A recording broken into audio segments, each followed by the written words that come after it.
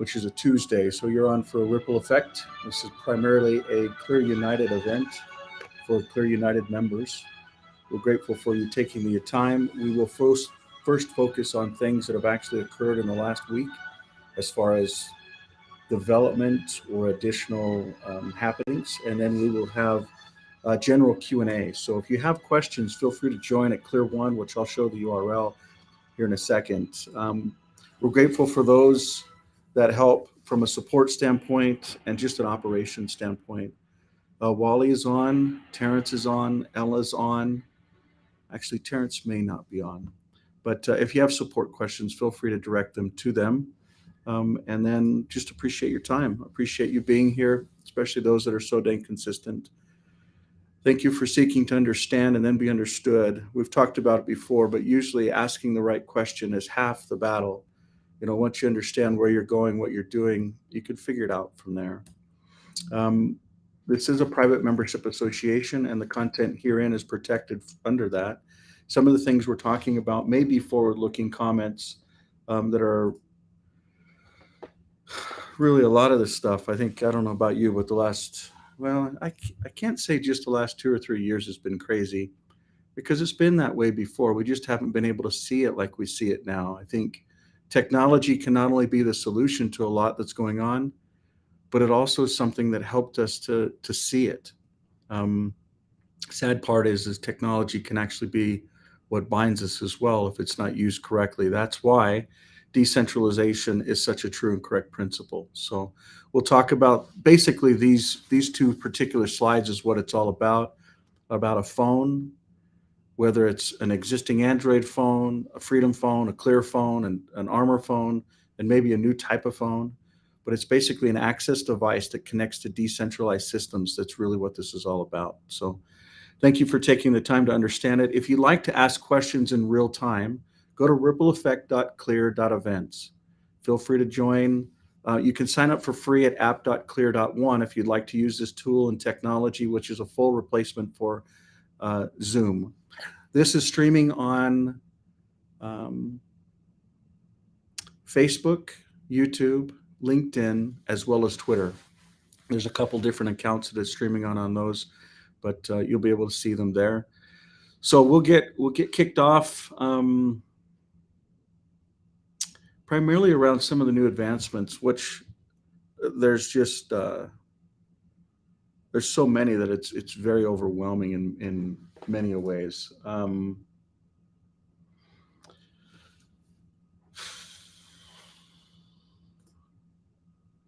I'll start by running through what is forming to be the connection between the digital world and the physical world.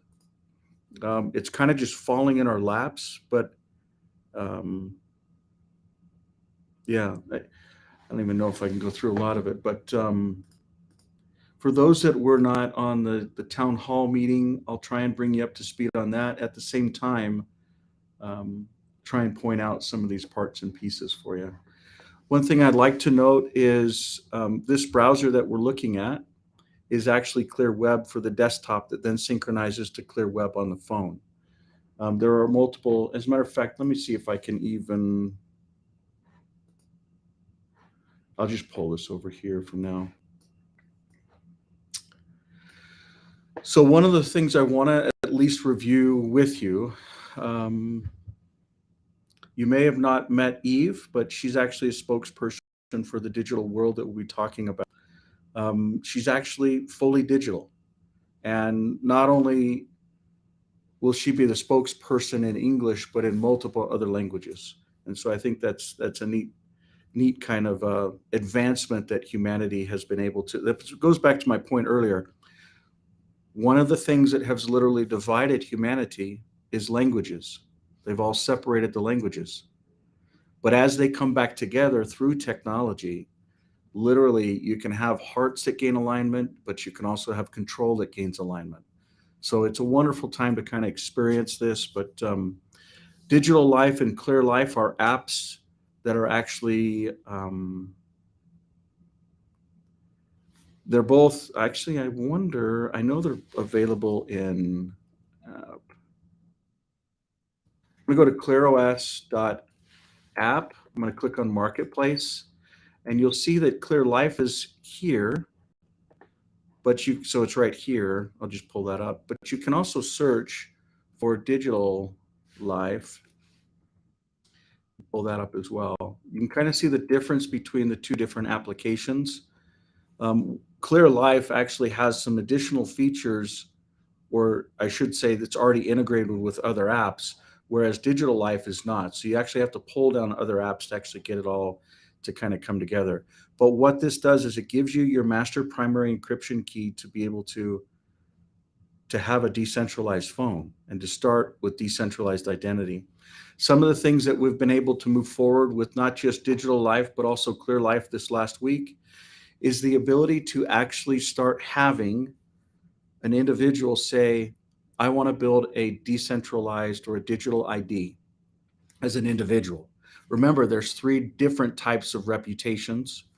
You've got one for the individual, you've got one for the companies or organizations, and you've got one for the assets. There's some maturing that's happening on the assets, there's some maturing that's happening on the organization, but all of it starts around the individual. And so imagine if you could just automatically say, hey, just kind of like how this toggles here. Imagine if this said that this was Clear Share, and this was Clear Life, and this was Clear Web, and this was your fingerprint verification, and so on and so forth. And then you could toggle them on and off to say, I'm willing to actually have this data to help build my digital reputation. It doesn't get shared with anyone. It's your data, but it's just like, think about it this way. There's a thing in the United States that talks about credit scores. It's based off of what they call FICO. Fair Isaac, two individuals that came together to create a company, FICO, Fair Isaac Credit Score, which is just an algorithm. But the data is held by different credit companies, Equifax, TransUnion, Experian, and they take the data that they've taken from these different individuals, and then they run it through this Fair Isaac calculation that pops out a credit score that's called a FICO score. Now, what most folks don't understand is a FICO score actually can tie to an individual in general, and it also ties to like when you're going through financing. So there's actually a mortgage FICO score, which is separate from a normal FICO score. Sounds confusing? I know. I agree. It totally is. But when you look at it, they actually own the data. They own the data about who you are, where you've been, what your addresses were, what your phone numbers were, who your neighbors were, who your spouse is, who your spouse's neighbors and friends are. They know all of it. I'm not saying that's good, it's bad. I'll let you be the judge of that. But the net is, imagine an ecosystem where you actually know your contacts, and your contacts can actually validate who you are. So if you ever lose these keys here, you can actually get validated from the people that are inside of your contacts. I'm going to jump back over here and run through contacts, and I'll see if we actually have some updated screenshots, because this is one of the coolest advancements I think of this. And a lot of people are going to be like, I don't even care. Who cares? We've had contacts forever. Let's see if the screenshots are updated here. Really important advancement and app, and it doesn't look like it is. But basically, the advancements that tie to some of these different apps that all revolve around identity.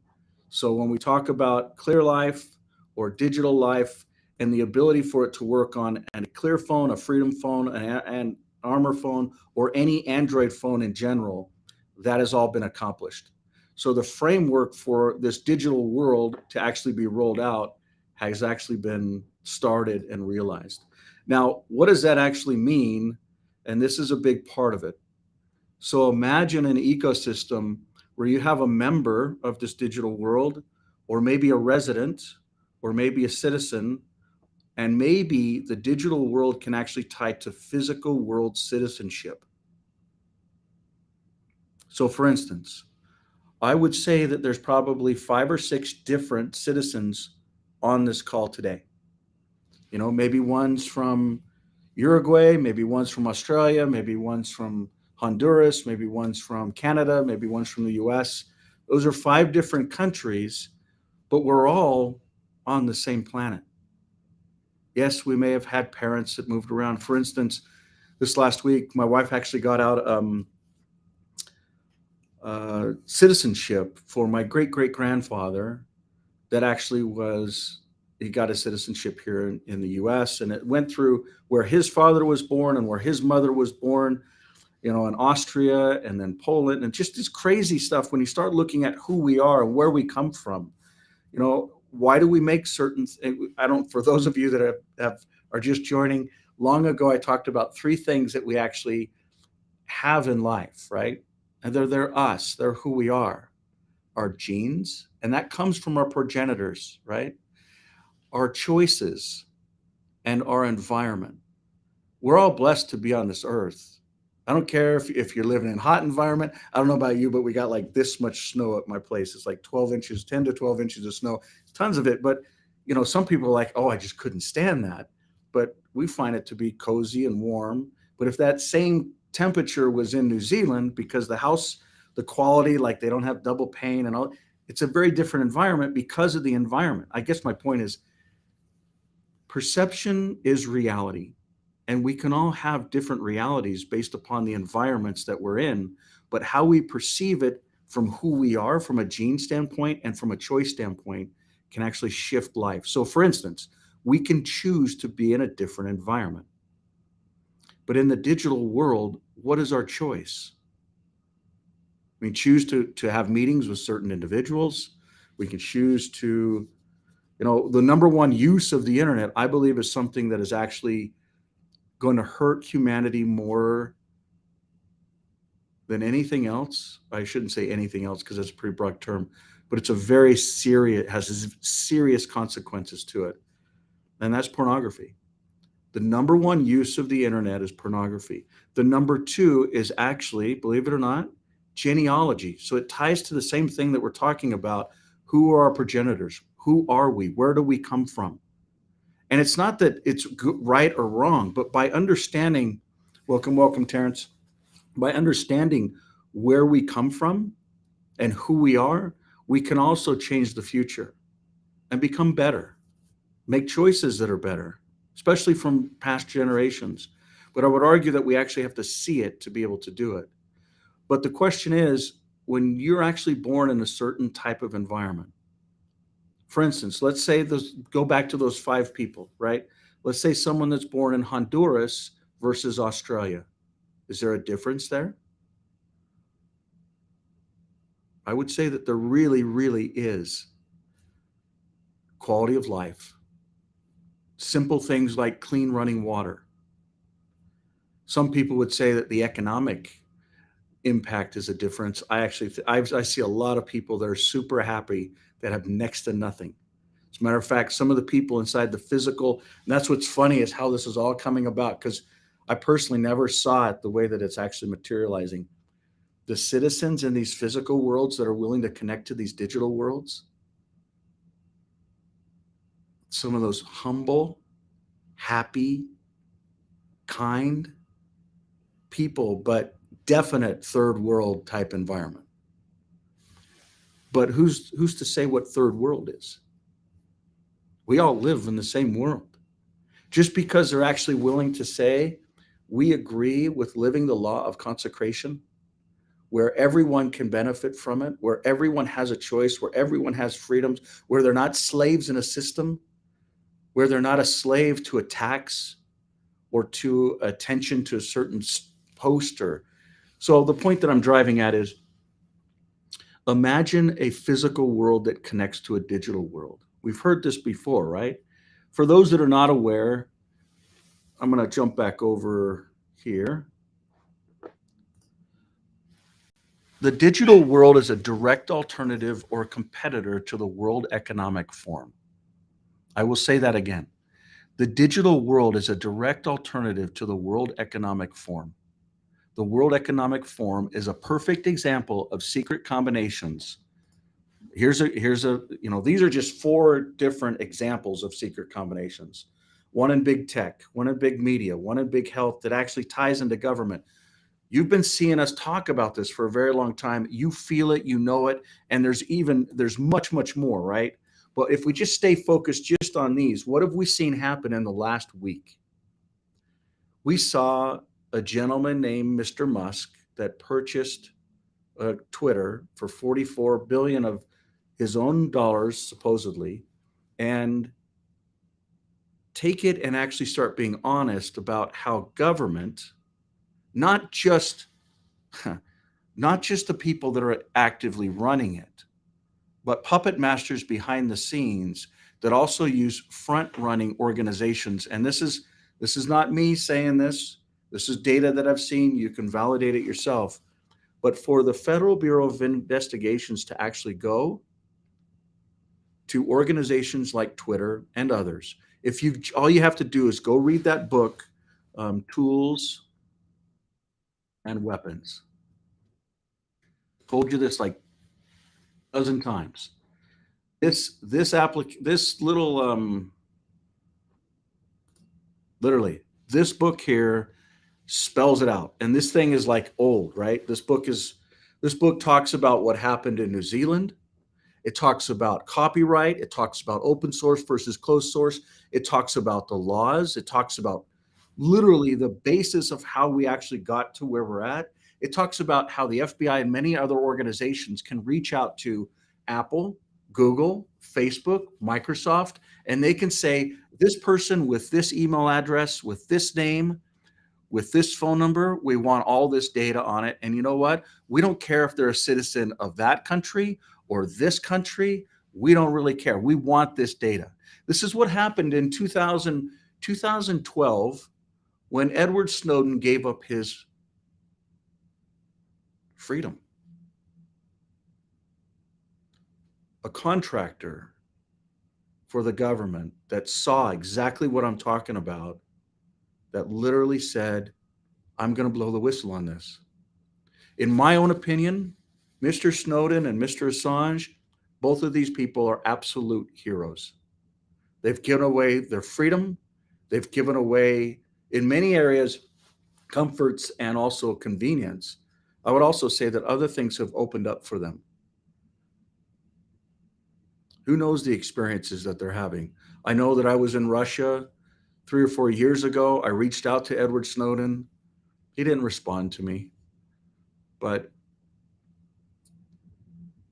it's especially so I'm going to talk a little bit about, I'm an American. Okay. So when I look at my world revolves around this and around this and around this as a label, right?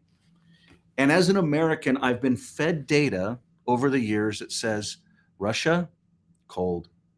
Russia, dirty. Russia, people, mean. Those types of perspectives. And I can tell you, after spending almost a month there many years ago, way before COVID, just the opposite. Beautiful people, clean environment, kind, warm. I mean, it's just a wonderful, wonderful ecosystem. Was I there in the winter? I don't think, maybe I was, anyways, it wasn't cold. But the point that I'm driving at is perception is reality, right? We talked about that. But just like with tools and weapons, when we moved to New Zealand and started the Clear Foundation in 2011, because New Zealand had solid copyright laws and no software patent laws, which is what this book talks about. And it talks about how the folks in New Zealand, and most people don't understand this. As a matter of fact, I had a call with a gentleman who ran for Prime Minister of New Zealand over with the current gal that's currently in there. I'm not even going to talk about Jacinda and the details, but he basically ran against her. He lost. I talked to him earlier today, and the prior gentleman that was in as Prime Minister in New Zealand, he would listen to my call. He would have a face-to-face meeting. He invited us down to Wellington and their little beehive to actually go into Parliament and to understand things. We're visitors in his land, but they're willing to say, hey, there's something here. We'll listen to it. And literally Microsoft specifically, I don't know if it was directly Bill Gates, but this particular book is forwarded by Bill Gates, but written by Brad Smith. Brad Smith is today the president of Microsoft, and he was the chief legal counsel of Microsoft. And he was the one on the other side of this argument between what we were having. This is all documented. You can read about it online. Search New Zealand Clear Foundation. Uh, oh, what was the name of that? There was two or three different folks that wrote about it. Really good reviews. But basically, we talked about two or three words getting changed inside of their law. Microsoft and the league was trying to change it, which would then allow open source to actually, because there are patents, but not software patents in the country. And in my opinion, patents stifle innovation. They're not good for humanity. It allows the oppressors to actually control. That's why when we look at this problem statement of you've got secret combinations that are private and public that work together in cahoots. So think about it. They can create all the money they want in every currency. I shouldn't say every, but in majority of the currencies. The solution to this is actually decentralization as well as open source. And open source is actually the key that busted this whole monopoly, wherever it went, this whole monopoly with this book up. So just listen to it. You'll understand what I'm talking about. But when it comes down to it, it's literally a combination of big tech and big government have been in cahoots. And what was just revealed this last week is proof of it. Does any of the media pick it up? Very, very little. But I believe that this is probably one of the core reasons why Twitter's ownership changed hands. Now, is it just because it's got a network effect? Is it just because of the technology? Is it just because of free speech? Or is there basically a way that humanity can communicate? And I would argue that this model around decentralization, the model that is so true and correct that it can literally save us. It can save future generations, our choice, our freedom, those simple things that we've been given. As crazy as this may sound, what was the first one? Our genes. What happens? Let's just say that a lot of these things around a needle being weaponized and injecting something into the human body modifies that human body forever. And it's not just that body, but if that body procreates and has another child in his own image or her own image, future generations are also modified.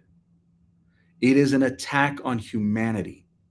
It is an attack on the human body, male or female. It is an attack on this world. We haven't seen the world side of this thing roll out. I mean, it was long ago that I was at the World Economic Forum and I sat face to face with Mr. Kerry. There's pictures and articles on it. But I literally told him, you know what? There is power that is abundant and unlimited. Like we don't understand. Yes, we found tidal power, wind power, solar power. But, you know, there's tons that we've actually found. But there's also some very simple stuff, and it's been stifled. You talk about patents and power. The stuff's got 22 patents on it already. It's a gift that we've been given, but we just have to harness it in a very simple way. But the point that I'm driving at is not just about power, but this power is actually ambient temperature. So in a normal ambient room, imagine, so let's say room temperature, let's say 70 degrees. You can actually incinerate tungsten through plasma, which is basically creating lightning right in atmosphere in front of us. We had to wear goggles, but imagine creating lightning from something that's just spinning, and you can start it with a human hand. You can create it with minerals and elements and just right from the soil. This is crazy stuff, I know, but the point that I'm driving at is global warming is, yes, there are companies that are absolutely abusing their right to exist. They're hurting this earth. I mean, I spent a month or so in China, and I swear I saw probably 3 days of sun out of the whole month, like literally 10% of the time there. It felt like you weren't, I mean, I guess we were next to the ocean, but it was overcast all the time. You know, the buildings were beautiful, the streets were clean, the people had smiles to a point. But the atmosphere was very different than anything that I'd seen in prior life. So yes, There are companies and organizations, I mean, talking about China creating a sun, talking about different things that humanity or humans are trying to modify on this earth. And there's a point where we should not be messing with it. Should we be messing with human cells? Should we be messing with the weather? The point that I'm driving at is I personally believe that global warming, it is important, and it is a catastrophe that is coming. And it will be the next excuse and attack that we will see probably after one more pandemic. But maybe it's just a natural thing in how this world actually operates. But imagine if we can actually connect up the physical world and the digital world together in such a way that is decentralized and the individual owns their own data, not with what the World Economic Forum and Mr. Klaus wants to happen, where the physical world and the digital world come together and control the individual. That is not what this should happen. That's not what this is about. That's not where the future is for freedom or for peace or for humanity. All that will do is bind us and control us like we can never even imagine. Imagine a financial reset, which is really what this is. Digital control, financial reset is what it's about, not about a virus. Do they use a syringe and a needle to be able to do other things? So be it. But that's a different conversation. I guess the point is, it even goes deeper than digital and physical coming together. Because once digital and physical comes together, especially with little simple things like these, simple rings that can actually be yes and no devices to the human body, it's not that hard to believe. How long have we had lie detectors around? This stuff is not made up. It's not unheard of.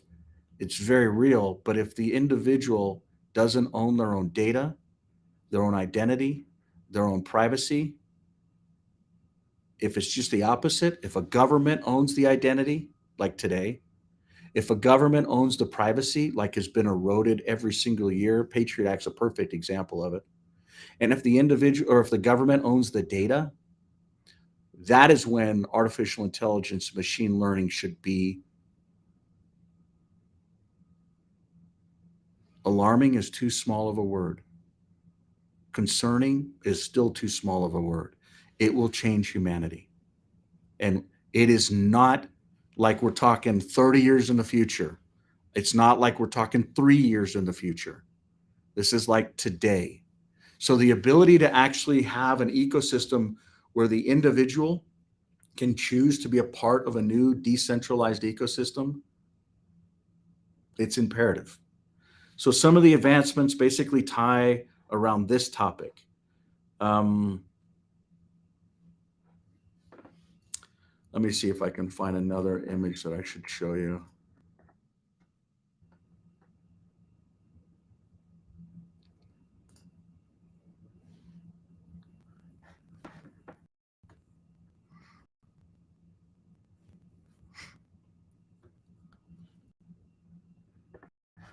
Yeah, this one here.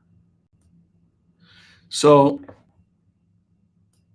if we have some gratitude, now for those of you that are on this call, most of you probably know about the Clear phones, which are these phones here, okay?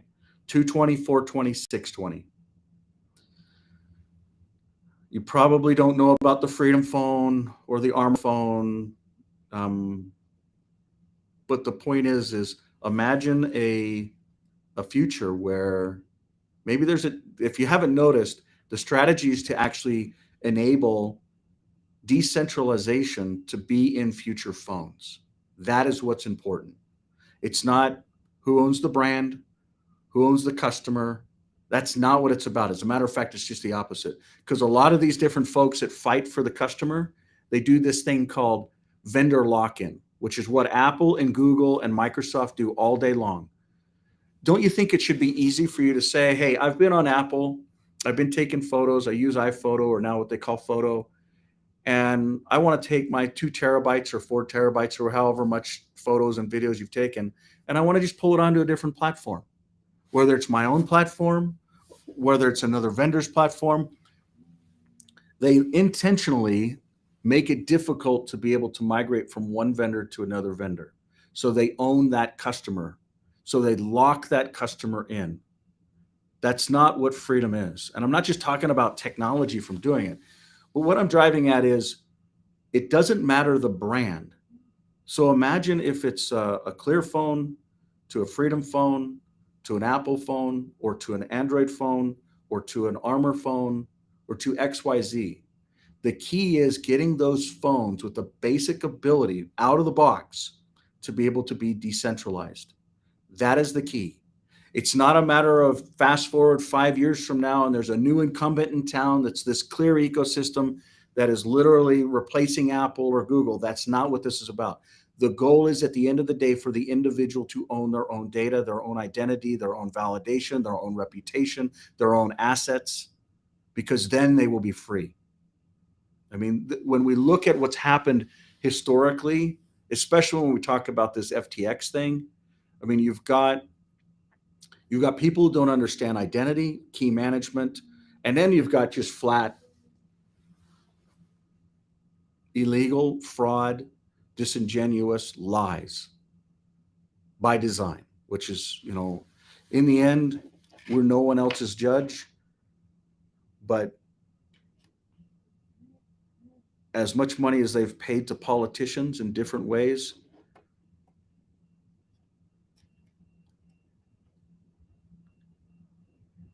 I'm sure that the lesson that they're learning, they're understanding that there is no amount of money that can take away the ability for you to sleep when the wind blows, so to speak. So when the storms are there, when the concerns are there, and a lot of people may not even start seeing it or know what's. I know a lot of the listeners that are on Clear One, I know they see it and feel it every day. That's why they show up on the minute. But I guess what I'm driving at is what you're seeing is a screenshot of the Armor phone, the Clear store, and the Freedom phone infrastructure where you buy these phones, all of it. Because today, this ecosystem, and I'll pull it up here real fast. Go to clear.store. This is what it looks like today. So literally there's discounts. We're coming off of the week of Cyber Monday, but tomorrow it will be this. The discounts will go away. So heads up, if you want the discounts, they're there today. They're going tomorrow back up to full price. And what you're going to see is Twitter and Tesla app pre-installed on all of these phones. So think about it. And by the way, the Tesla app to get it installed was not a simple thing.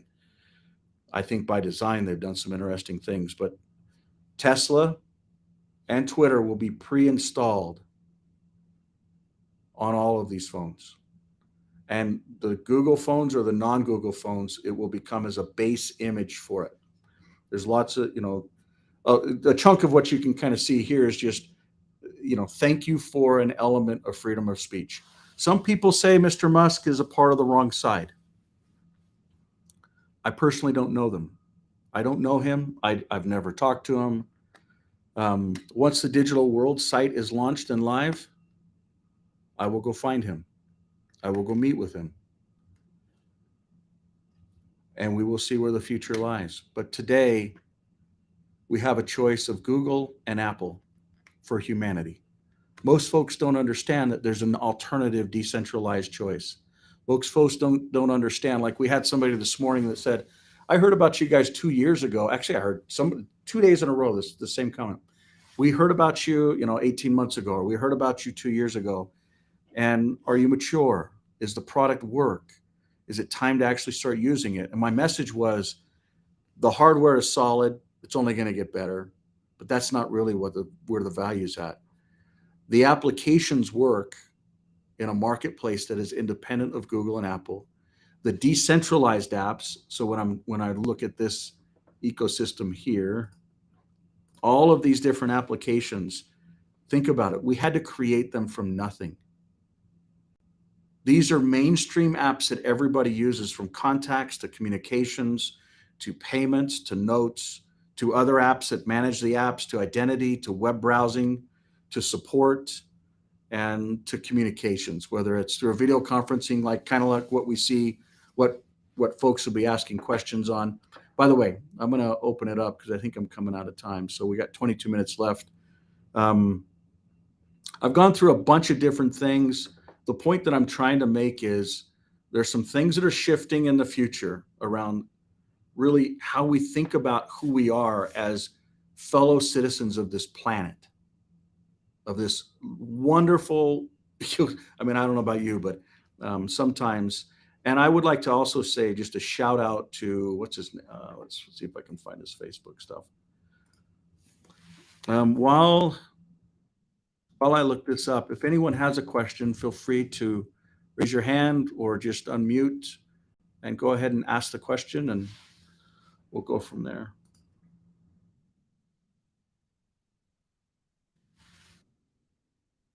Go ahead.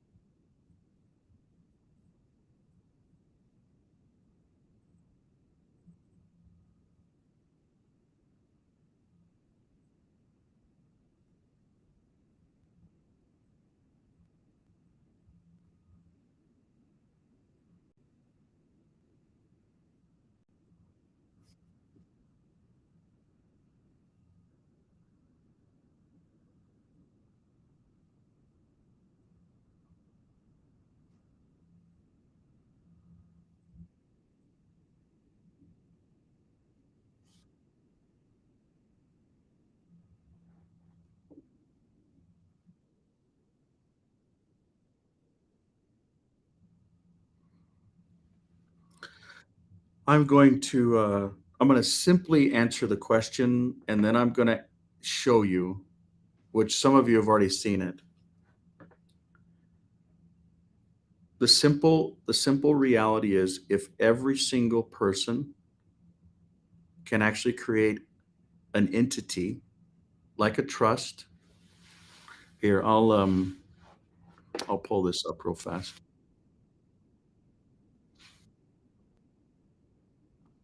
No, it was awesome. It was what we did was we actually logged into it because that's the second part of it. So imagine, and I'm actually just going to do this with you. So for those that may be listening or new, I opened up an app that's called Clear Life, which we've been talking about. I'm going to navigate down to scan QR code. I'm just going to come up here and it says unlook at it. Now there's a reason why when you uncover it, if I do this on a phone or if I do it on a different PC, it's going to automatically allow me to log in. People call that Web3. It's so much further than that. I've literally used derived keys for my master private key to actually log into a digital world, an ecosystem. And this is what we did last week. Bob was on and said, you know what, this New Jersey Holdings thing, let's create a company, let's create an ecosystem, let's create an asset. And we literally created this asset. There were 100 issued. And I don't know if you know this. By the way, Wally, can we take a task? Will you remind me to task Team India tonight to create a feed for the ledgerless transactions to show in here? So what I mean by that is the ability for someone to actually see, like Bob had me actually create this ecosystem for him. Now I want to invite Bob to it and I want to walk away so that Bob is the one that owns it, manages it, and then he can add other members of it and then share assets with them.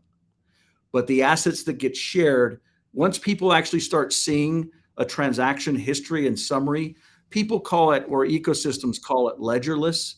Bitcoin is one of the only real ledgerless systems in the world where there are debits and credits that balance one another out. That is what the financial system should have actually done.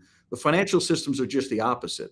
Banks basically lend money to someone that's where someone else is actually put. So if they put a dollar in deposit, someone else can loan 10 times plus of that. That's exactly how this FTX mess happened, by the way. So who's actually to monitor the folks that are actually watching the hen house? This system with the forensics and ecosystem has it all built in. So imagine an individual that has their own decentralized identity can create a decentralized company, kind of like Bob did here with NJ Holdings. Then he creates a decentralized asset. And then if Bob actually showed his screen right now, he'd show you that he actually has 99% of this, literally. He could send it back to me. We could send it back and forth. But what we're doing is building an ecosystem where, to the core of your question, money, food. Because really, so inside of your system today, your phone today, you have a reward that can get converted into a Visa asset. The Visa asset is in the current financial system worldwide. It's on the Visa rails, or like you got MasterCard, Discover, American Express. These are credit cards that people are used to using where they have their own ledger, right? It's a centralized ledger. If someone does something fraudulent with it, they can lock things down, they can issue more money, the whole nine yards. I mean, they're literally given the ability to pull the strings. So here's a direct answer to your question, because it's a brilliant question. What if it's not just up to the centralized countries? And I'll be specific here. What if it's not just up to all of these countries to actually create their own currency and their own assets? Why? Because behind the scenes, the United Nations and International Monetary Fund, along with these other secret combinations, influence how they're created and how they convert. Why is it that Venezuela fell off of the face of the earth from a currency value standpoint when they have more oil and wealth inside of their soil than most other countries by a magnitude of 10? There are things that happen that are not based upon true measurement. But if the individual is able to create an asset or to create an ecosystem, like what we just showed you here. So Bob was able to create this NJ Holdings, which I can see inside of my dashboard. When he logs in, he can't see it. But if I actually share it as a member, that's another thing, Wally. If we could take a task to test the membership sharing features, which, by the way, this system that we're looking at, it only represents an interface to many other systems that are basically run through APIs. So this whole ecosystem. So imagine if, yes, let's say, and one of the things, one of the big predictions of next year is you will have digital assets that will represent dollars. They call them CBDCs, right? And so you basically have Ripple that has put an arm's length away from the US and gone out to all the other countries and come back and said, okay, we've done deals with all the major players. And now let's go ahead and get blessed let's remove that arm's length and say the SEC actually approves it as a currency, not a commodity, not a security, but as a currency. Yeah, but let's just fast forward 2023. The court will end up with thumbs, you're good to go. We've set a legal precedence. So they've gone, because they have to go through this legal precedent process anyways. So you might as well push them away to say, you go do your deals with Turkey and with Austria and with Australia and with Saudi and all over the place. Okay. So basically they have their own foreign exchange currency. I wish I didn't have two browsers right now. It kind of makes it hard. But imagine each one of these different countries having their own currency that then gets duplicated in the digital world. And so every dollar that's current, and this already happened. This isn't, you're just talking speculation. I was in China when this happened real time. I went personally to the hotel and said, I want to actually have renminbi currency in my hand. How do I do that? The crazy time, the amount of hoops, the amount of paperwork, the amount of signing to just get that was just, it's like, wow. And this was around the same time frame, 2017, 2018, where they literally said, the renminbi, all banks, everyone that has an asset on deposit, you just convert it over to this digital asset. Yes, it was already a digital asset, but this is actually a crypto-based asset. It's a type of fork of the Ethereum infrastructure, which most people don't know. The Ethereum infrastructure was just a beta test. It was not a production, high volume, low touch, independent scale. It was a litmus test. Same thing with Bitcoin. Bitcoin has been a litmus test to prove that cryptography works.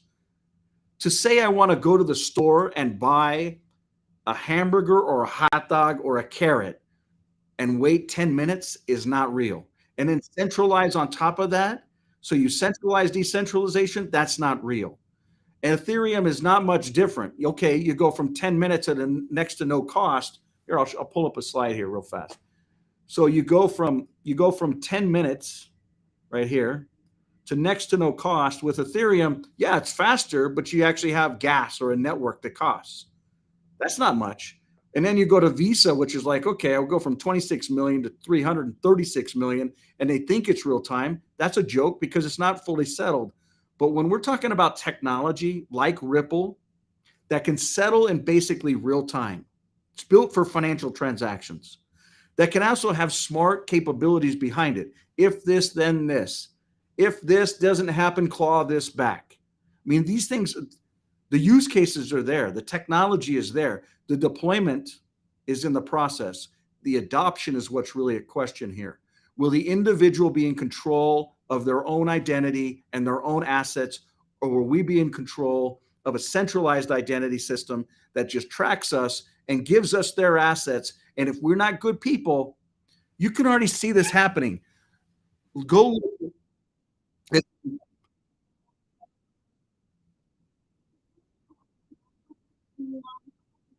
What what if I told you that China is actually monitoring every single well, not every, I don't like using the word every, majority of the calls that are online. I'll be specific. What we're replacing here with Clear One, with this technology that we're on, we're replacing Zoom.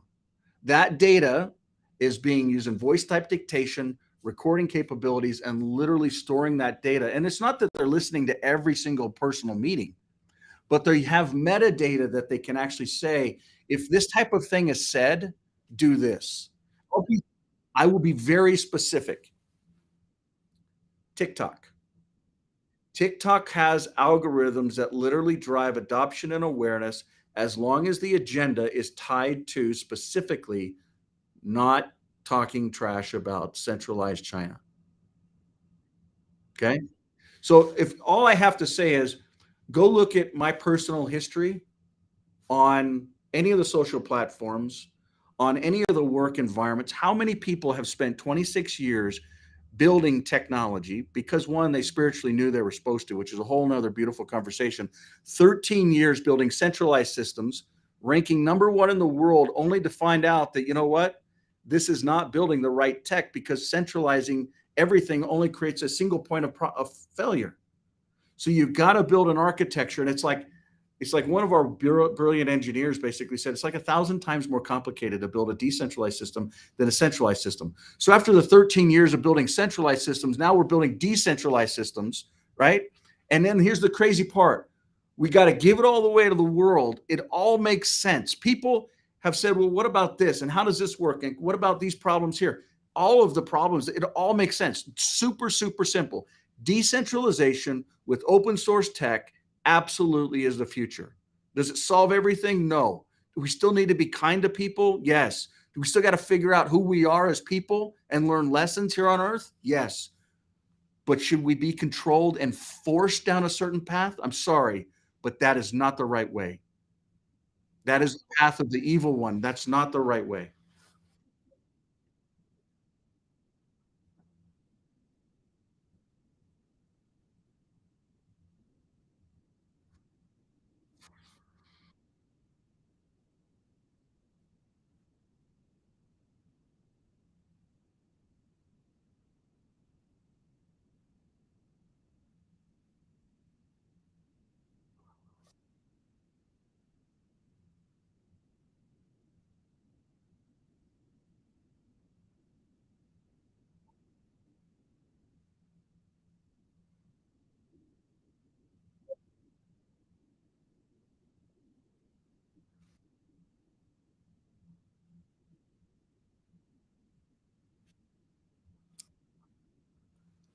First off, I believe that you're blessed because you have not indoctrinated yourself in the education system that we talk about in education system. Second off, it's all by design. And this is my point. You go look at the history. I mean, Elon bought Twitter, right? I had an account way before Elon did with Twitter. Do I think that's a platform that's actually worthy of anything? Historically, no. Would I engage in it? No. Does my retweets matter? If you go back here, I'll even pull it up. I'll show you exactly. I've got to do it with a different window. You should, but let's not go there on this conversation because I understand what you're saying, but let's just in its right time. What I'm going to show you is the point that I'm trying to drive at specifically is it's by design. So look at some of these posts. So these videos, we're talking one heart and one retweet and 24 views. The message inside of that video is so much more important than like this. And this is actually a game that was done. So look at this simple statement. Oops. If you don't have freedom over what you think and say, you don't have freedom at all. Notice the likes, almost 4,000 likes, the quotes, and the retweets. Now, what you don't know about this and why it's different than every other one is this was bought. This was not organic. This was not natural. This is fake. This is by design. 3,900 likes, and that's nothing compared to all the other stuff. But look at the one prior, 7, and the one after, 7. I would say there's a lot more thought. This is actually an article that I literally wrote. These are articles that are okay, so let's just throw an article out and just look at a simple statement. I guess my point's been made. It's by design. I guarantee the words that I'm saying, when I say something like the V word or like a certain 3-letter or entity word, these different social platforms are blocking. If you go into my Facebook profile and you look at my history, now I'll try and go back like years and years. Like, look at this. This is, let's not look at that one. Let's look at something simple here. So 7 people like that, right?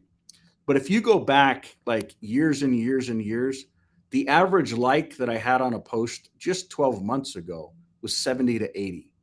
Prior to that, 300, 400 on each post. So are you understanding what I'm saying? People call it shadow ban, people call it, but it really is it's an algorithm. It's exactly what Twitter's doing and what's being advertised now. So do we think there's gonna be a solution to it? Probably not in this ecosystem. No. This is a simple quote, just like the last one. You can look at almost any of these. We're talking a couple, a handful. And I've got this whole time I've had the same number of people as far as friends. I can only get up to 5,000 in this particular profile. So I hope you understand what I'm saying. Education, being not educated in the world and indoctrinated in the garbage and I literally programmed, is a blessing.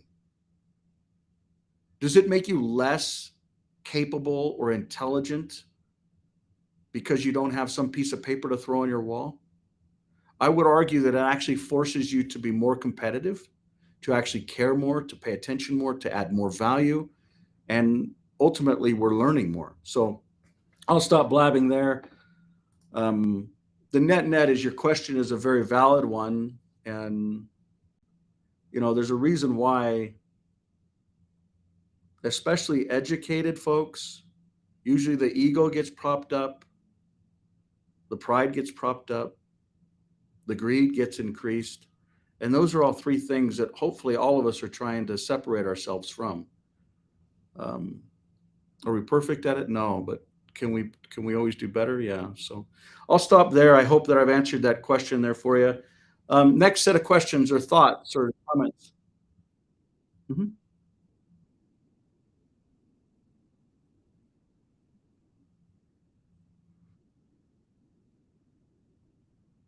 So if you actually do the registration for ClearCare before you get it, or for ClearPay before you get the phone, it can come in the box. There'll be future things that will also do that. That's why there's two separate places.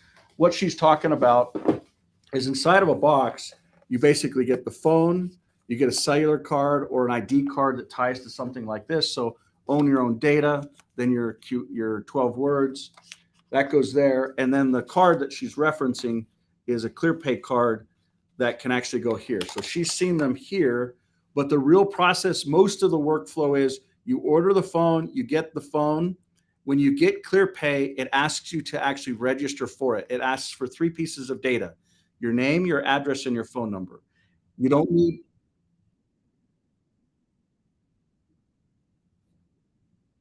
oh, thanks for the heads up. Boy, has that been this whole time? That's awesome. So you can see here where you basically have a phone, then you've got a, your own device, own your own data, and then you've got a card that will come with it. So the cards, most processes are you're going to buy a Clear phone, get or a Freedom phone or an Armor phone. You get ClearPay, or you open up the application ClearPay, and where there's a ClearPay Visa right now. So I'm going to just open this up.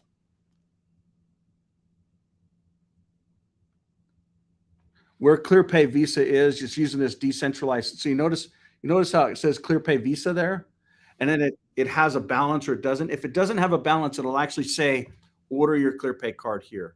So just click on that, plug in your data. I don't know what part of the world you're in. It works in about 8 countries today.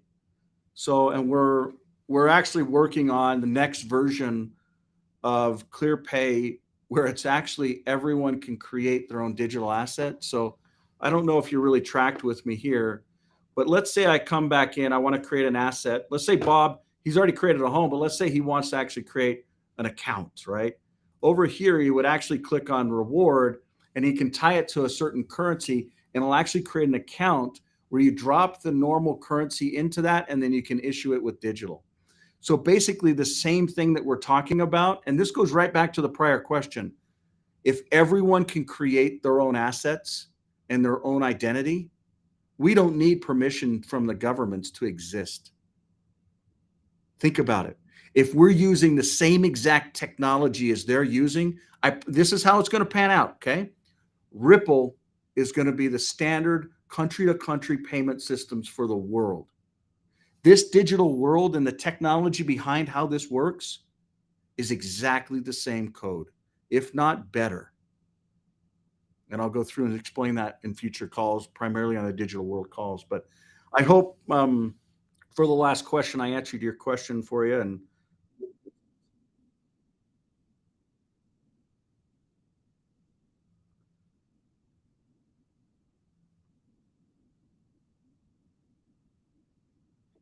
yeah, I'm actually streaming. This is a web browser that is actually Clear Web on a Mac. See that? If you go to clearos.app,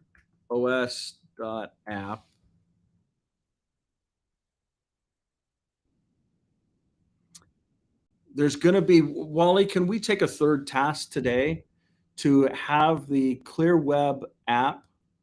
I know it's still in beta. Actually, I don't want to go here. To have the Clear Web app, so you can kind of see the three different versions there. Did you see that? So there, we need to create, Wally. We need to take a task to basically create a login and download, or just a download for the different versions of Clear Web and make it simpler for folks to see. A good example is probably around Clear Signal. So I'm gonna actually, uh, so Clear Signal actually has the ability to grab. Actually, I'm going to show you. So Wally, this is basically it. So notice how Clear Web you can only grab the APK, but when you come into Clear Signal, you can not only grab the APK, but you can also grab get for desktop and then the different versions. So she's looking for the same interface. So whoever asked that question, you're looking for this same thing, but for Clear Web. We need to make it simpler. So can we take a task to task that out tomorrow to the engineers, Wally? Well,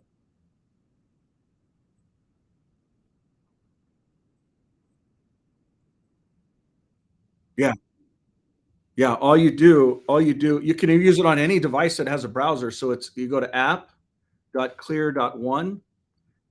Once you have a login, you'll basically see an interface like this. So this is both a corporate interface. So I can see from a corporate standpoint, you can see this ripple effect running right now. You can see I can go into my room. So this is literally a Zoom replacement. So I can see different meetings. I can see different folks inside of it. I can see if I was transcribing it, I could see transcriptions. If I wanted to download a recording, you pull it down. It's your data, but it's much more than just a Zoom replacement. For instance, this is actually how we build the digital Clear One and all these other tools. This is real live interface on how we actually develop worldwide and continue to build. So you can see multiple tasks, multiple requirements, and maybe even things that are busted, but how do we actually go and fix it? How do multiple people actually do it? Who's doing this, by when, what is the task, how? So my point is it's not just video conferencing, project management, but it also ties into how we interact from a communication standpoint. So this will end up replacing Google Docs, Google Sheets, Google Slides, Google Presentations, Google Calendar, all of it, the contacts, the groups. If I want to look at it from a corporate standpoint, what's going on, I can see it. If I want to look at it as a personal standpoint, I can see this as well. I can see different tasks. So anyone that is a Clear United member, this comes with what we're talking about. So here I'll try and be a little. It's not a CRM, it's deeper than a CRM. It's got built-in workflow, built-in automation. The calendar is linked to the events.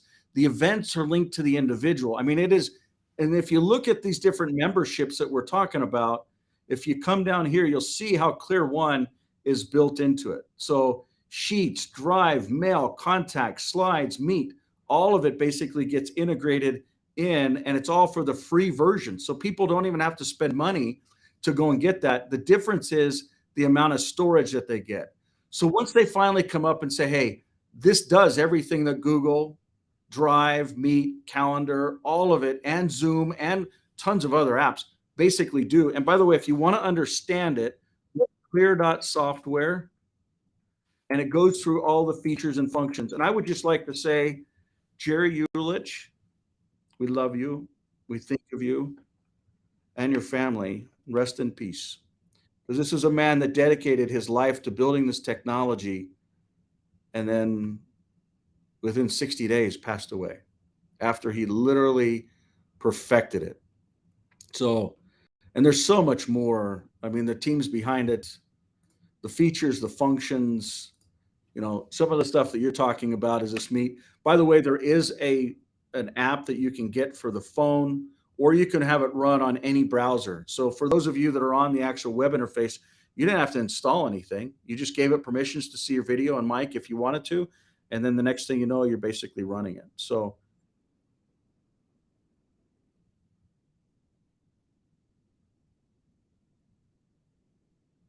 yeah, yeah, 100%. Yep. Yep. So you could use, for instance, I'm in Clear Web running Clear One, and I'm not using anything that's Google. Like see this meeting right here. You could create your own that says Danielle, and you could have your own little dashboard. You could have your own little settings. You can see when you've got a recording, when you don't. You can see when you have meetings. This is like an online meeting place for anything that you want, so to speak, but it's secure. Okay. Any other questions, thoughts, comments, feedback? Life is good.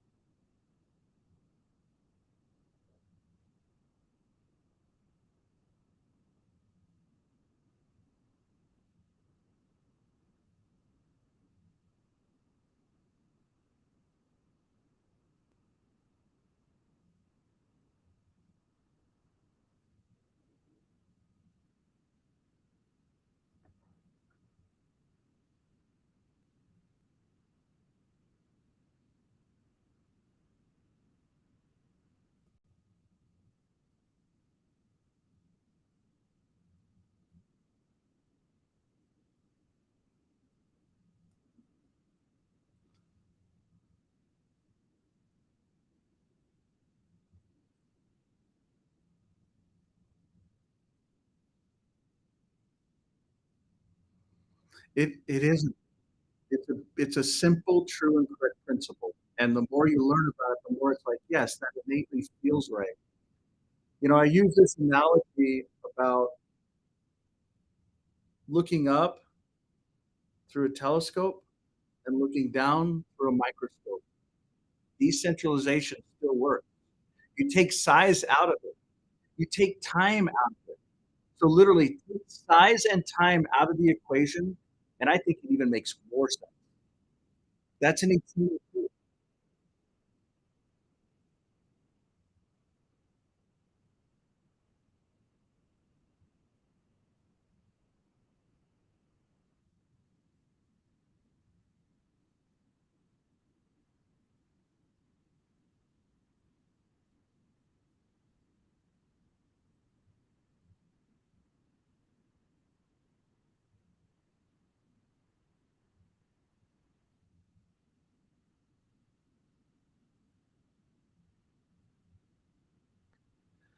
No, you're exactly.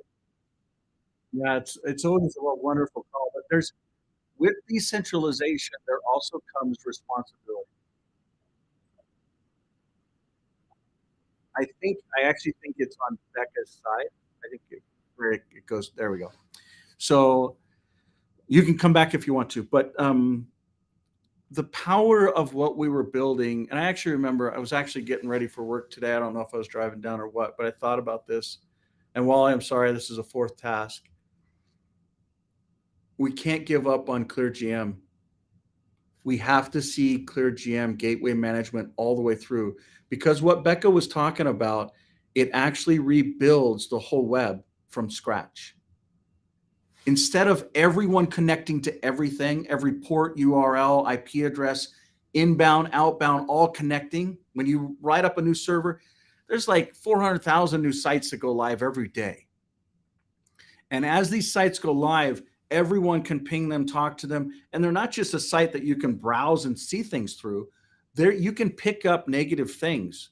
There's a reason why these things called cookies hook onto you. There's a reason why GDRP came out and said there's a problem here. We're not just going to give away all of our data, who we are, how often we visit, how long we're there, where we're mousing around, and then everybody else that links to a site can do remarketing and ads and banners and retargeting. That's not going to happen, but they legislated it legally. But does GDRP really add any difference? Yeah, there's certain big organizations that you can go join a class action suit, which, by the way, remind me to talk about next week the dispute resolution process. Okay. That's a big topic. So that's number 5, Wally. But number 4 is ClearGM. And one of the biggest reasons why I was thinking about it was because I personally have failed as a father. I failed. My youngest kids are 14. My oldest is 24. And I believe that one of the most things that drives us as humans is the desire to connect and reproduce, to procreate, to share life with one another. And I believe that what has happened with technology and exactly what she was just talking about has stolen a sacredness and perverted it in such a way where future generations will struggle to connect at the same level, at the same potential. I think that the relationships, it will be harder to have true connection, true loyalty. You know, when I was growing up, go ahead. Did you have something to say?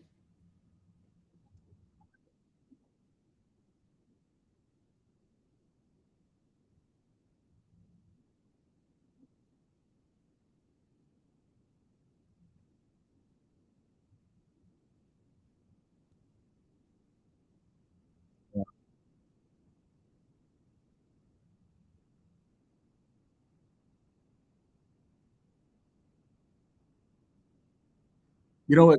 You know what's crazy? And you got to mute while I talk back and forth for some reason, but that's okay. Um, in 2007, we were invited by the Australian government, not just invited, but I don't know if you remember this, but the Australian government, through Parliament, mandated that all internet service providers actually filter pornography. They flew us down there and they set up. So the government set up meetings with Optus, Telstra, Vodafone, and there was one other. And literally, so they wanted to basically connect up organizations that would provide security and filtering with ISPs to force it onto the people.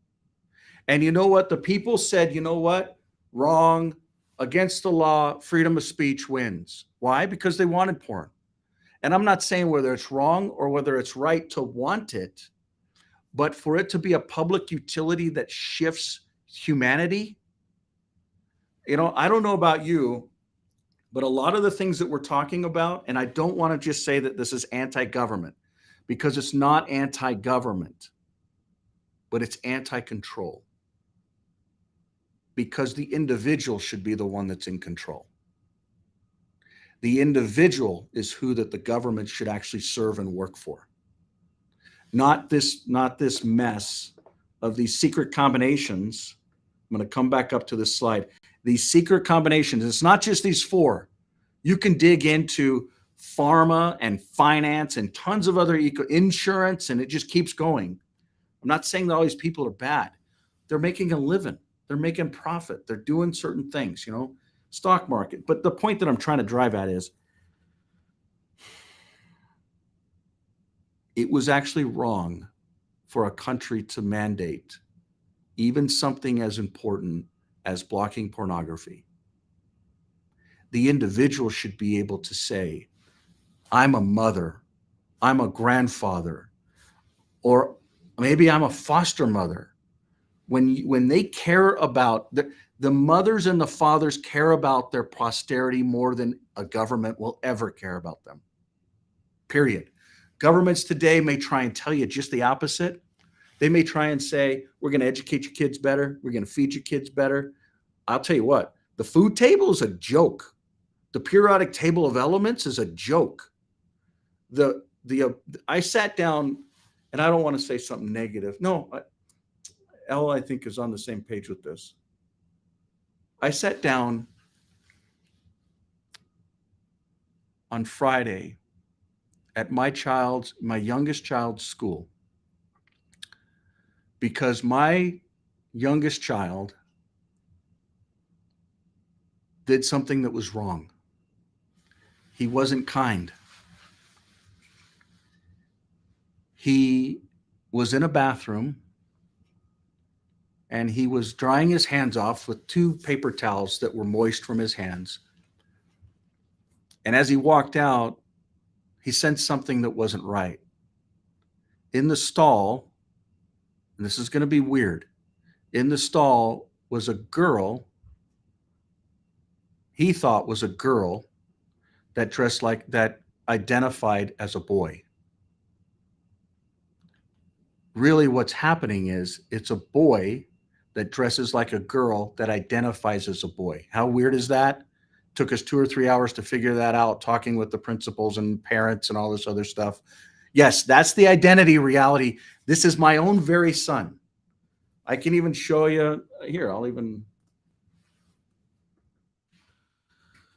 So the point that I'm driving at is these kids are good kids, smart, brilliant, wise, but was it right for him to throw two paper towels over and hurt this individual? Well, this son actually got, let's see if I can find it here. I'll just show you one.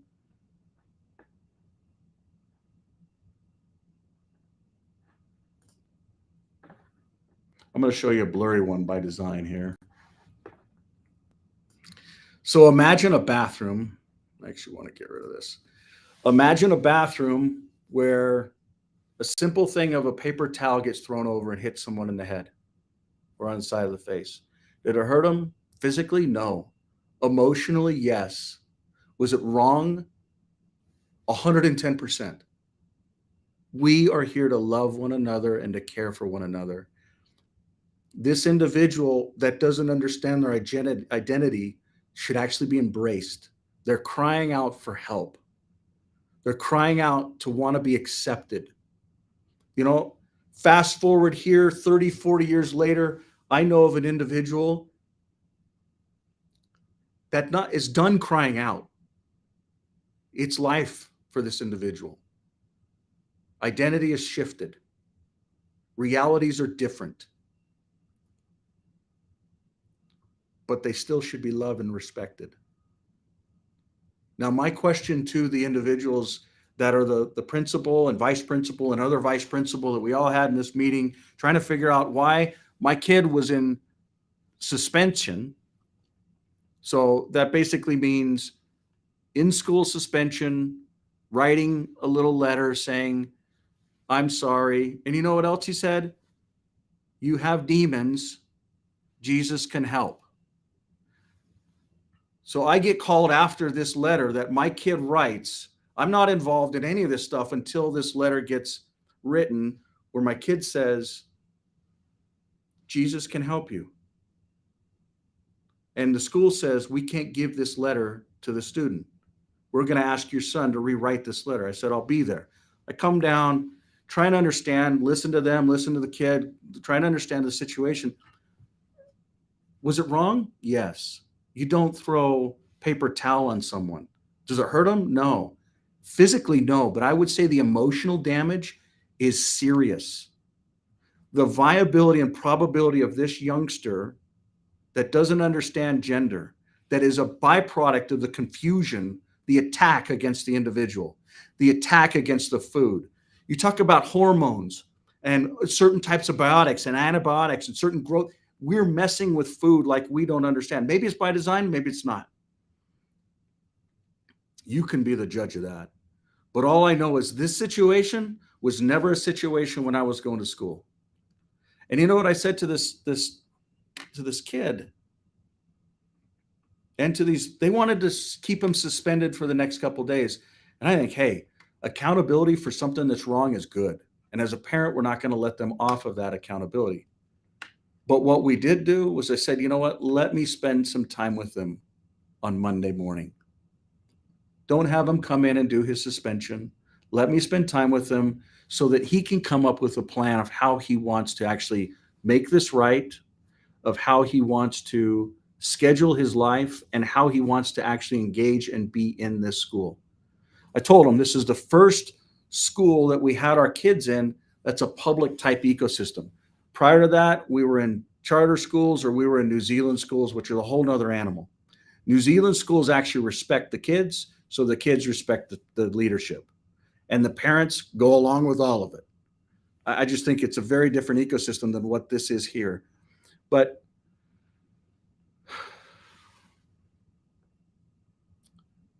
this is a byproduct that directly stems from online usage of negative content, going all the way back to the root of pornography. Again, pornography is just something that is projected around an act that is actually something that is very, very sacred and very important. but I would say it's one of the most powerful things to drive us in a positive way with good habits, or to actually take us down the wrong road with bad habits. And as a parent, the last thing we want to do is put that whole nasty world inside of the hand of the individual. And that's why ClearGM works great at the network layer, at the server layer. Even if we wanted to actually filter all of New Zealand, for instance, there's an open RFP for the filtering the whole country of Indonesia. Why? Because Indonesia is actually the number one sex traffic country in the world today. And their government says we're ruining our people and our future generations, and we actually want to look at filtering this. And so there's 7 ISPs. Could we go and filter the whole country of Indonesia? Yes. Could we filter all of Australia? Yes. Is it the right thing to do?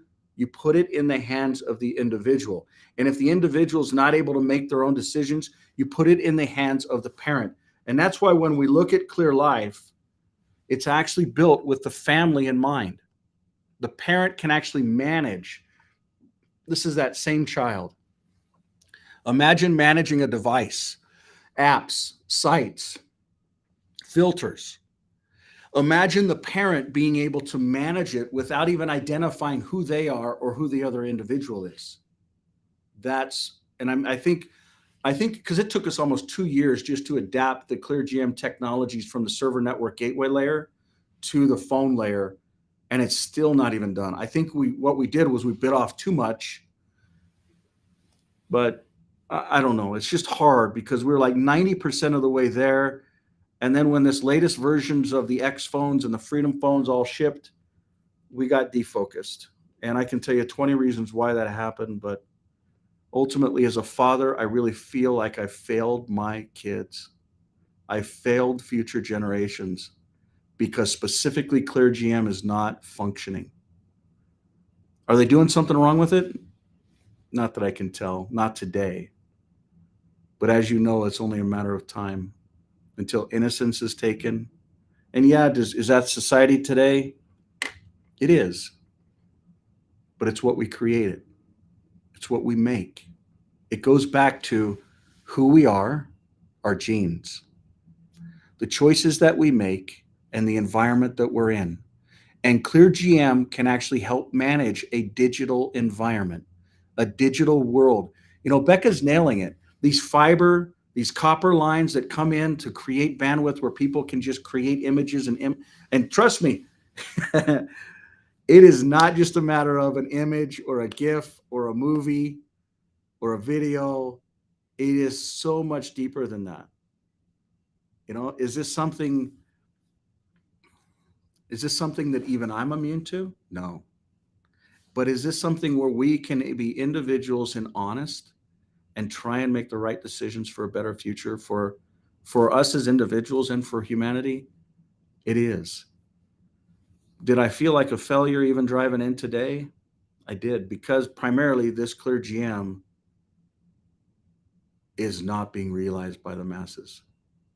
But the 5 years that it took to develop that technology and 2-3 years that we've taken to adapt it, I feel like has been an absolute failure. But anyways, I'll stop. 2007, 2007, not 17. 7. Yeah,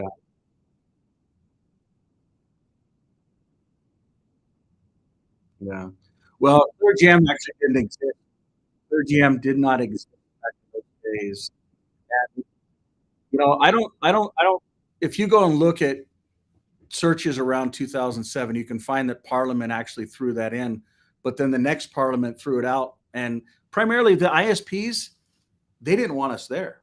They didn't want the technology to work because they would actually be selling less. Think about it. If you could buy an unfiltered internet, go anywhere, do anything, anytime, versus buy a filtered internet, some people you would think would pay more for a filtered internet, but ultimately you actually lose clients because you can't get to the unfiltered internet. That's the reality. And that is humanity, but you can see humanity choosing its path. And yeah, are there certain things along the way? And even with decentralization, not everyone's going to choose it. But the key is that they get the choice. And that's where I really feel like we have failed over the last 28 months of not getting ClearGM live on the Clear phones. We built the Clear phones specifically for ClearGM, and I feel like we failed. Um, there's 51 phone manufacturers in the world today, from Huawei to Samsung to Apple to Clear. 51 of us. We didn't get in the business just to create the next brightest screen and biggest screen, or this is literally 7.12 inches. It's the biggest screen in the world. We didn't start that. We just looked at, hey, some people don't want to carry a tablet, one of these, and one of these. They don't want to carry both of these things. They just want to carry one that they get the same functionality out of. I guess there's a lot of spinning topics around it, but I just wanted to throw that fourth task out to Wally. I guess the action item there is I canceled a meeting tomorrow with David R. But I still need to make that happen, even though I double booked it or whatever. But we need to get back on there. So, and the other thing is the URL behind it too, Wally. There's something gone wrong there. So, I'll stop blabbing. Any questions as we wrap up? Thoughts, comments, feedback? There is no right or wrong. I want to say hello, Margaret. Is she still on? Yeah, there she is. I want to say hello, Margaret. We love you and miss you, and hope all is well. Any closing comments?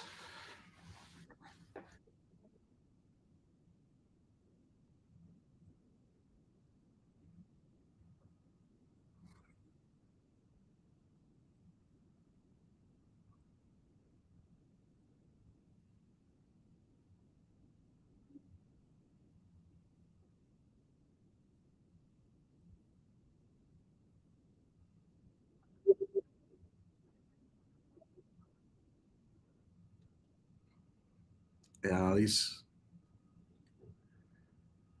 I really think like the definition of success. And early in life, I struggled with this. I used to think it was what your bank account size was, or your home size was, or stupid measurements like that. It's so far from that. Margaret, we got you off mic here. But really, the real measurement of success is, are we as individuals going to accomplish why we're here and where we're going on earth?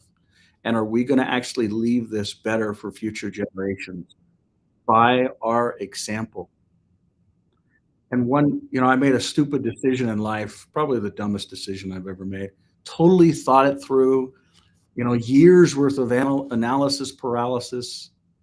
Actually, it's worse than analysis paralysis, premeditated. To think that these kids would actually learn from an experience that was by design the wrong choice. The ramifications of it is the biggest lesson that I'll learn and have started to learn. But I think that's why we can have an example with these children to try and teach them to think on their own. These principles and vice principals. We're getting a lot of feedback from you, Margaret. These principles and vice principals, they kept saying how much of a leader this kid is, and how others just naturally follow, and they really want him to make the right choices so that the other kids following him will actually make the right choices. But I said, that's wrong. And that's one of the things you talked about it earlier.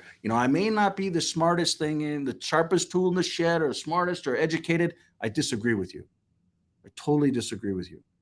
And I even told them, so this kid's in eighth grade. And I told them, I made it one more year in school.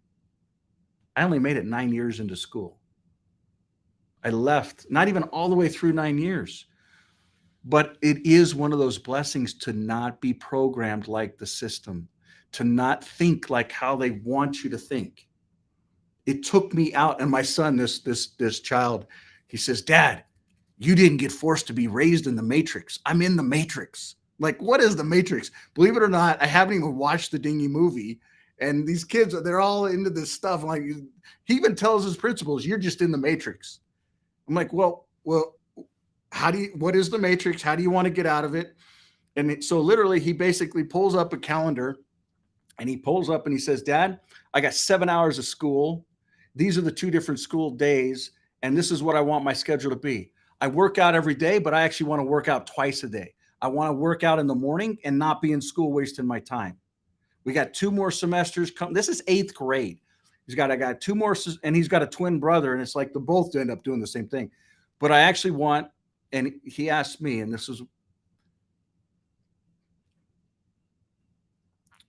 he said, "Dad, I want you to teach me."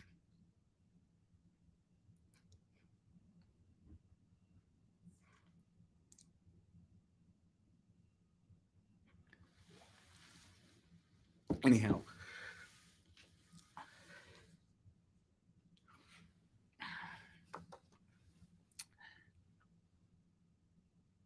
it's small by design. I don't want you to see it too much.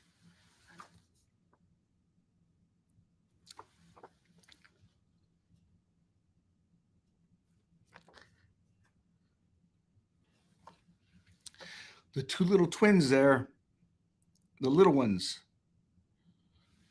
are now bigger than me.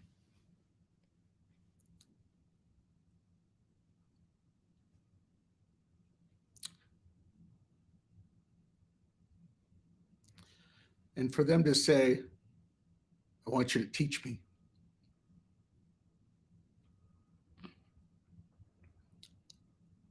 it's like asking those first questions, or at least understanding what questions you need to ask. Because all I ever want to do is be a good example and a good teacher for them. But for them to actually want to be taught and want to learn, it's just a big deal. So I'll just leave it at that. But I appreciate your attentiveness. The world is very noisy right now, but it's an amazing time to be alive. We need not be concerned that we can't overcome this. It's actually not that complicated. We just need to stop using the listening devices and start using one that gives us the ability to technologically own our own data. When we can own our own data, we can create our own path, our own future. We can choose to actually use assets that mean something to us, not something that a centralized ecosystem like the United States of America that created the United States dollar "In God We Trust" and then walk all over it in disrespect, in filth, in lies, and now in genocide. We don't have to be full of fear for the crazy experiences that we get to have. A perfect example is the experience of one of my 5 boys and 6 kids, of walking into a bathroom and not wanting a different gender to use a toilet next to him because he thinks they have a different private part than him. That's a stereotype. And it's so much deeper than that. But I'll leave on this point. My wife said, and it hit me so hard, she said, "Yeah, we have to worry about our child being a bully. That's not right. Our child being kind. But I'm really worried about that other mother that has to worry about their child that doesn't understand sexuality, identity, And can you only imagine the pain that the child's going through?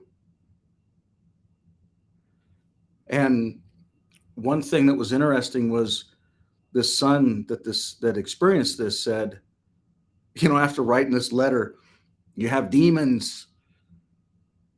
Jesus Christ can help you. And again, I don't want to ever push religion on anyone. But I do know that there's an intelligence out there that created this whole ecosystem, this wonderful world, and that man and woman are by design to actually be here on earth and to connect and to create. The ability to procreate and have posterity that hopefully we get the opportunity to raise and to rear and to teach and to love and to provide and protect for. And that was basically my closing dialogue with the,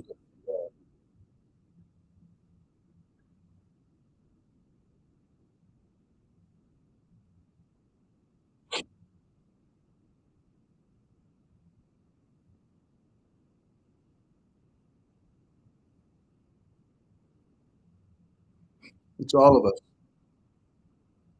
Imagine a digital. You're exactly right. You're exactly right. Yesterday I checked in with the engineers around the voting stuff, and it's just so disheartening because it's taking so long. I talked to another engineer this morning. I said, I feel like it's 6 months out based upon where we currently are. And if everyone can actually have their own opinion with the intelligently asked questions, imagine what technology can actually do for humanity. But you're right. It comes down to how can we as individuals actually intelligently organize and use technology for future generations. And really the system that we're talking about, it's spelled out right here. This statement right here. Welcome to a new millennium of sovereignty, privacy, health, and unity for all people. The new millennium is what this is. It's so, think about that. Think about how long that is. Think about HIPAA. How long has HIPAA been around? Health Information and Portability and Privacy Act. Those of you in other countries, that may not mean anything to you, but in the US, it's actually a policy that was created for the individual to own their own identity and data. A gentleman named Richard Dick on our team created it. He wrote the policy. He implemented it. And back in 2005, we started working together to actually create a system that was not centrally managed by a government. Why? Because where there's mystery, there's margin, and fraud and corruption. So, to your point, you're spot on, Becca. It's not just about technology, but I'm grateful for you all showing up and asking good, smart questions and just having a heart. We look forward to seeing you next Tuesday. Boy, this year is almost over, but we'll wrap up today. It is, again, what is today?